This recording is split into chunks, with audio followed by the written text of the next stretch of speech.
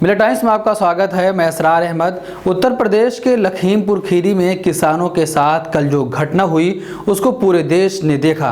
BJP सरकार किसानों के आंदोलन को अब सत्ता के बल पर कुचलने की कोशिश कर रही है। जिस तरीके से केंद्रीय गृह राज्य मंत्री के बेटे ने कल किसानों पर गाड़ी चढ़ाई, पूरा देश उससे दुखी है। बीजेपी सरकार को बचाने के लिए गोदी मीडिया उसी दिन से अपना खेल शुरू कर दी।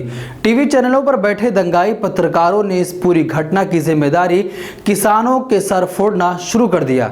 एक समाचार पत्र दैनिक जागरण दलाली में लगा हुआ है। इस पूरी घटना का जिम्मेदार किसानों को वो मान रहा है। दैनिक जागरण ने लिखा कि लखीमपुर में किसानों का उपद्रव, 8 लोगों की मौत। आपको बता दूं कि दैनिक जागरण की ये पहली दलाली नहीं है, बल्कि हमेशा से ही सत्ता की मलाई चाटने के लिए समय समय पर ऐसी दलाली दैनिक जागरण करता रहता है।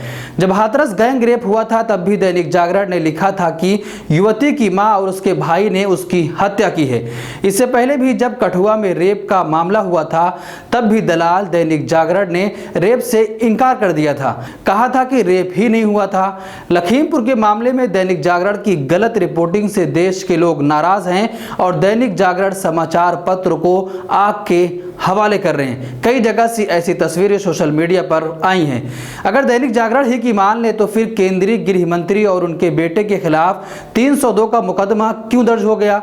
और जब घटना हुई तो वहां मौजूद एबीपी गंगा के पत्रकार ने क्या जानकारी दी, उसको भी सुनना चाहिए।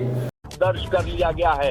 एफआईआर में क्या महत्वपूर्ण बातें हैं हमारे सहयोगी विवेक त्रिपाठी एबीपी गंगा के दर्शकों को बता रहे हैं। विवेक जी देखिए, एफआईआर में जो पूरा घटनाक्रम बताते हुए लिखा गया है कि वहां पर किसानों को पीछे से टक्कर मारी गई। यानी जब वो लौट रहे थे, जब वो काले झंडे दिखाकर डिप्टी सीएम को लौट रहे थे, उसके बाद आक्रोशित होकर गुस्से में जो केंद्रीय गृह राज्य मंत्री हैं उनके बेटे मोनू भैया आए हैं और वो आगे आगे थार से चल रहे थे। इसके पीछे 3 गाड़ियां और थी। वो चारों गाड़ियां आई हैं और उन्होंने किसानों पर सीधे बिना किसी लाग लपेट के गाड़ियां चढ़ा दी हैं। और उसके बाद जब किसान 3, 4, 5 किसान कुचल के जब सड़क पे गिर पड़े हैं तब आक्रोश हुआ और लाठीचार्ज, वहां पर लाठीचार्ज किया किसानों ने, गाड़ियों में तोड़फोड़ की, उसके बाद पथराव किया।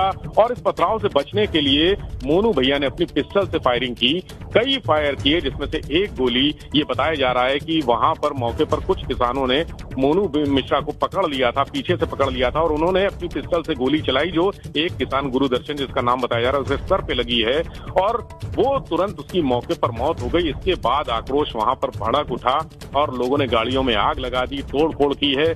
किसी तरह से जान बचाकर मोनू मिश्रा वहां से भागे हैं अपने समर्थकों के साथ। उनके साथ 4-5 लोग थे, वो भागे हैं। इसके पहले अवधेश आपको बता दूं कि एक सिपाही जो मौके पर था, जिसने सारी चीजें अपनी आंखों से देखी थी, उससे हमने बातचीत अपने एबीपी गंगा के दर्शकों को दिखाई है। उसने बताया है पूरा घटनाक्रम की कैसे क्या हुआ। जो जिस तरह से अजय मिश्रा कह रहे थे कि उनका बेटा मौके पर नहीं था, ये बात गलत साबित हुई। उस सिपाही ने भी कहा कि नहीं, मोनू भैया गाड़ी में थे और थार जीप जो है वो खुद चला रहे थे और खुद ड्राइव कर रहे थे वहां पर। और उसके बाद उसने ये भी बताया कि किस तरह से वो मौके से भागे हैं, पैदल भागे हैं थोड़ी दूर पर और उसके बाद एक मोटरसाइकिल में बैठकर आगे गए हैं और उनके घर पे वो पहुंचे हैं तो पुलिस फोर्स वहां पर उनको प्रोटेक्ट करने के लिए पहुंच गई, उनकी सुरक्षा घेरा बना दिया गया। यानी जो भी चीजें थी, एक मंत्री का बेटा होना, जिस तरह से एक मंत्री का बेटा, जो पावरफुल मंत्री, इतने जैसे वीर। आपने सुना कि एबीपी गंगा पे रिपोर्ट चल रही है कि जब किसान बीजेपी मंत्री को काले झंडे दिखाकर वापस जा रहे थे तब मंत्री के बेटे ने गुस्से में आकर पीछे से किसानों के ऊपर गाड़ी चढ़ा दी और पिस्टल निकालकर एक किसान को गोली मारी, जिससे मौके पर ही उस किसान की मौत हो गई। तो आखिर कैसे दैनिक जागरण इस घटना का जिम्मेदार किसानों को मान रहा है? 26 सितंबर को केंद्रीय गृह राज्य मंत्री अजय मिश्रा ने किसानों को धमकी देते हुए कहा था कि सुधर जाओ वरना सुधार देंगे। और कल सबने देखा कि कैसे मंत्री के बेटे ने किसानों के ऊपर ही गाड़ी चढ़ा दी, जिससे 4 किसानों की मौत हो गई और 4 बीजेपी कार्यकर्ताओं की मौत हुई। तो आपने देखा कि किस तरीके से किसान आंदोलन को भारतीय जनता पार्टी, तो आपने देखा कि किस तरीके से बीजेपी सरकार किसान आंदोलन को सत्ता के बल पर कुचलने की कोशिश कर रही है। जब यह घटना हुई तो उसी दिन से रात से ही विपक्षी नेता लगातार लखीमपुर खीरी जाने की कोशिश कर रहे थे, लेकिन उनको जगह जगह रोका गया, उनको अरेस्ट किया गया, उनकी गिरफ्तारी की कोशिश की गई। लेकिन उसके बावजूद भी कई नेता जबरदस्ती पुलिस प्रशासन से छुपकर वहां पहुंचने की कोशिश की, लेकिन किसी को वहां पहुंचने नहीं दिया गया।